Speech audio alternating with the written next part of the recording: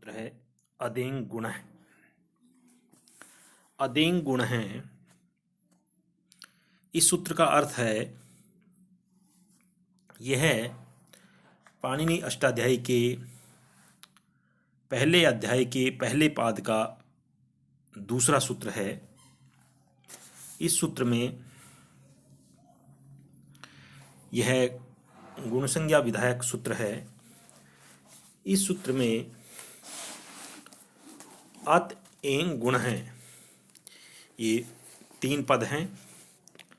अत एंग गुण हैं, 3 पद का संयोग होने से इस सूत्र का अर्थ होगा अत एंग च गुण संज्ञः स्यात्।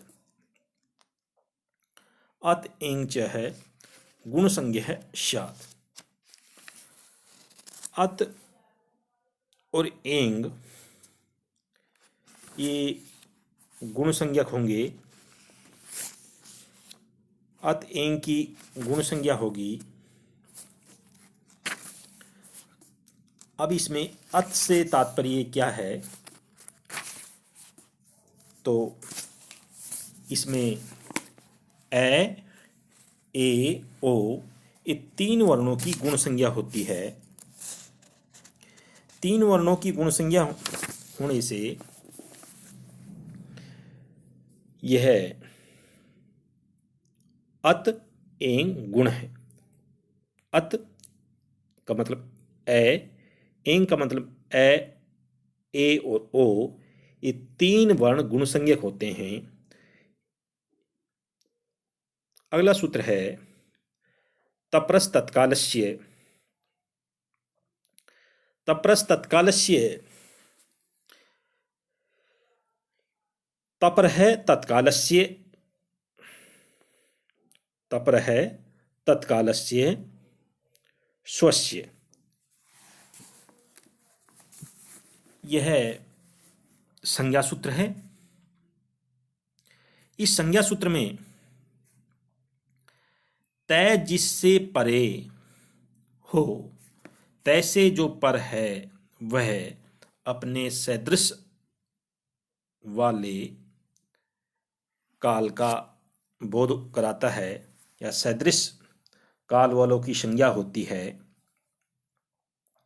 अब इस सूत्र के अर्थ हम विस्तार से देखेंगे। तपर है तत्कालस्य स्वस्य। स्वम रूपम शब्दस्या शब्द संज्ञा से विभक्ति विपरिणाम करके समास इसका होगा तात पर है तपर है, पंचमी तत्पुरुष समास।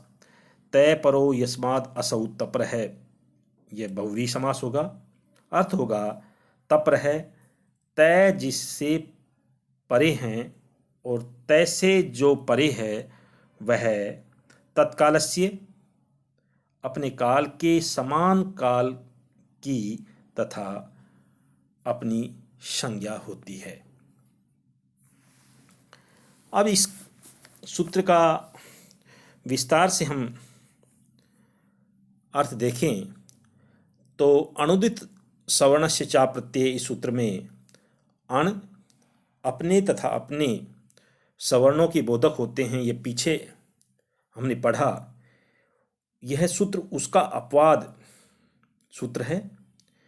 जिसके आगे या पीछे तय लगाया जाए वह केवल अपने तथा अपने काल के सदृश काल वाले सवर्णों का ही ग्राह्य हो, अन्य सवर्णों का न हो। यही इस सूत्र का तात्पर्य है। यथा जैसे अदेंग गुण है, यहाँ अत ए तपर है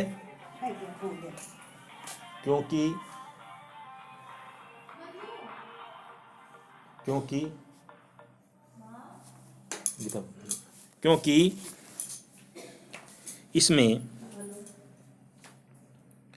अनुदित सवर्णस्य चा प्रत्यय सूत्र द्वारा अपने संपूर्ण सवर्णों का ग्रहण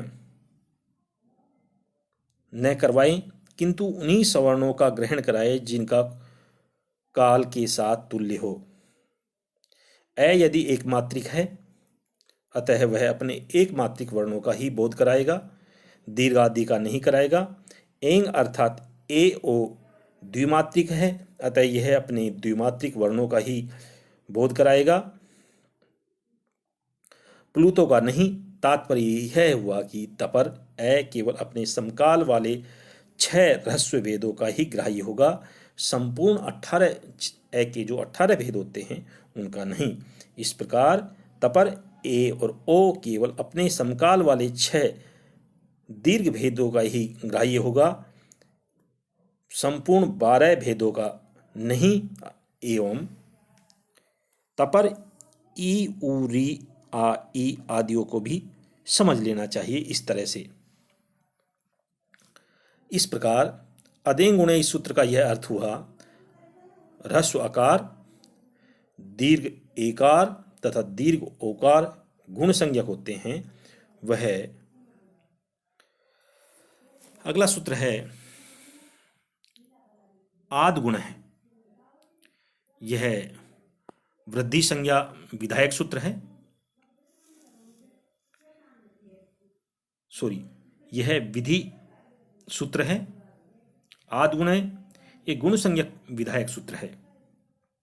इस सूत्र का अर्थ है अवर्णाद अचि परे पूर्व पर्यो एक है गुण है आदेश सात, यथा उपेंद्र है गंगोदकम। यह सूत्र पाणि अष्टाध्यायी के 6 अध्याय के पहले पाद का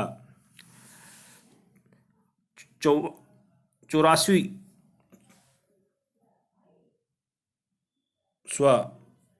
सूत्र है। अष्टाध्यायी के 6 पाद के प्रथम अध्याय में एक है पूर्व पर्यो, इसका अधिकार सूत्र चल रहा है। इस अधिकार सूत्र से यह अधिकार सूत्र ख्यात्यात् परस्य इस सूत्र के पूर्व तक जाता है। इस अधिकार में सूत्र में एक है पूर्व पर्यो। ऐसा होने से पूर्व पर दोनों के स्थान पर एक आदेश होता है। यह आदगुण है। सूत्र में भी इसी अधिकार में पढ़ा गया है। आत अचि इको अणचि पूर्व पर्यो एक है पूर्व पर्यो इति अधिकृत है गुण है, अर्थात आत अवर्ण से अचि पर होने पर पूर्व पर के स्थान पर एक गुण आदेश होता है। अवर्ण से अवर्ण परे होने पर अकय सवर्ण दीर्घ से सवर्ण दीर्घ होता है, लेकिन अवर्ण से ए ओ ऐ औ होने पर वृद्धिरेचि होती है। सूत्र इस गुण का बाध कर लेते हैं। अतः अवर्ण से इकार उकार रिकार लिकार परे होने पर गुण की प्रवृत्ति होती है। गुण की प्रवृत्ति होती है तो इसका हम उदाहरण देखेंगे। उपेंद्र है, उप प्लस इंद्र है, उप प्लस इंद्र है। यहां पर हम पकार उत्तर अवर्ण से परे इंद्र का आदि इच ई विद्यमान है। अतः पूर्व अवर्ण तथा पर इवर्ण दोनों के स्थान पर प्रवृत्त आद गुण है। सूत्र के द्वारा एक गुण प्राप्त होता है। अदेंग गुण है। इस सूत्र के अनुसार ए ओ ये तीनों गुण हैं। अब इन तीनों गुणों में से कौन सा गुण ई के स्थान पर किया जाए, ऐसी शंका उत्पन्न होती है। उस शंका का समाधान करने के लिए स्थानीय अंतरात्म है इस सूत्र की स्थानकृत आंतर्य को देख करके ई के स्थान पर एक गुण किया जाता है, क्योंकि ए और ई का स्थान उच्चारण स्थान कंठ और तालु है, और गुणों में कंठ और तालु वाला वर्ण केवल ए ही है। अतः उपेंद्र में ए और ई के स्थान पर एक गुण किया जाता है। तो इस प्रकार बनता है उपेंद्र है गंगोदकम, गंगा का जल, गंगा प्लस उदक। यहाँ गकार उत्तरवर्ती आ अवर्ण है। इससे परे उदक का आदि उ अच विद्यमान है। आ उ का स्थान कंठ और ओष्ठ है। तीनों वर्णों में कंठ और ओष्ठ स्थान ओ का ही है। अतः पूर्व आ और पर उ दोनों के स्थान पर आदि गुणय द्वारा ओ एक गुण आदेश होकर गंगोदकम इस रूप की सिद्धि होती है। अगला हम देखेंगे अवर्ण से री और री परे होने पर, अवर्ण से री और री परे होने पर उरण रप्रय सूत्र का उपयोग किया जाता है। यह सूत्र रय प्रत्याहार के आश्रित हैं। अतः प्रथम रय प्रत्याहार की सिद्धि के लिए इत संज्ञा करने वाले सूत्र लिखे जाते हैं। उपदेशे अजनुनासिक इत, उपदेशे अजनुनासिक इत। जो अच उपदेश अवस्था में अनुनासिक हो उसकी इत संज्ञा होती है। प्रतिज्ञा अनुनासिक्यः पाणिन्यः, जो पाणिनि के वर्ण प्रतिज्ञा अर्थात गुरु परंपरा के उपदेश से अनुनासिक धर्म वाले हैं। लण सूत्र में स्थित लकार उत्तरवर्ती अवर्ण के साथ रेफ आदि रे और लय वर्णों की संज्ञा होती है। अब इस सूत्र की हम व्याख्या देखेंगे। उपदेश, उपदेशे अच अनुनासिक इत। उपदेशे उपदेश अवस्था में अनुनासिक कहे, अनुनासिक अच अचवर्ण इत संज्ञक होता है। महामुनि पाणिनि ने अपने व्याकरण में अनुनासिक अचों पर चंद्रबिंदु इस प्रकार का चिन्ह किया था, परंतु अनुनासिक पाठ परिभ्रष्ट हो गया। अतः अब अनुनासिक जानने की व्यवस्था इस प्रकार हम समझेंगे। प्रतिज्ञा अनुनासिक है पाणिन्यः,